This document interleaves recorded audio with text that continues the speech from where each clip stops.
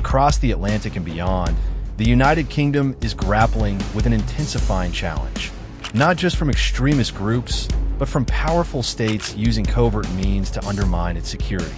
In his latest public address, MI5's Director General, Sir Ken McCallum, painted a stark picture of a dangerous era where terror and statecraft increasingly intersect. McCallum revealed that investigations into threats posed by foreign governments have surged, up about 35% in the past year alone. He warned that nations such as Russia, Iran, and China are adopting tactics once reserved for terrorist movements. These include clandestine surveillance, sabotage, and intimidation. The head of Britain's domestic security agency said that Russia, in particular, has orchestrated numerous espionage plots aimed at destabilizing the UK. He claimed MI5 disrupted a stream of surveillance plots with hostile intent tied to Moscow. Meanwhile, more than 20 schemes with alleged support from Iran have been tracked, some of them potentially lethal. In 2025, the variety and volume of threats we face from states and terrorists is greater than I've ever witnessed, McCallum said in a speech at MI5's London headquarters. He noted that the agency is responding to near-record numbers of investigations into national security threats.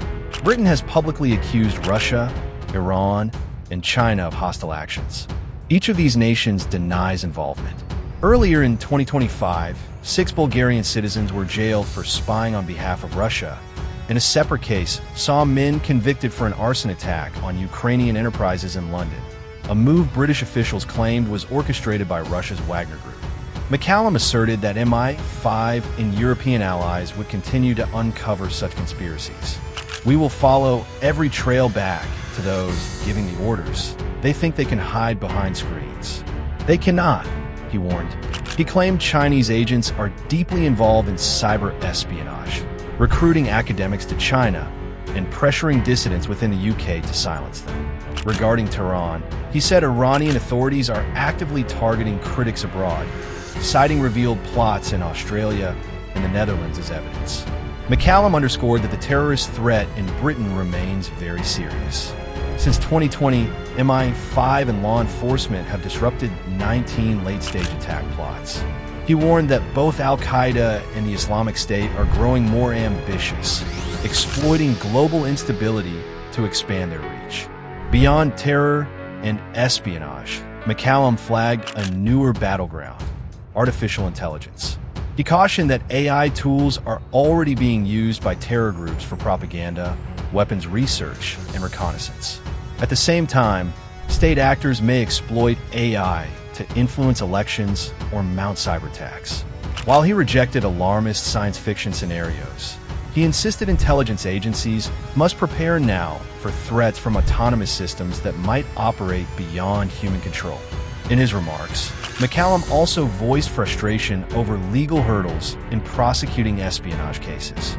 He noted with regret the collapse of a high-profile trial against 2 Britons accused of spying for China, withdrawn because prosecutors could not confirm in court that China was a national security threat.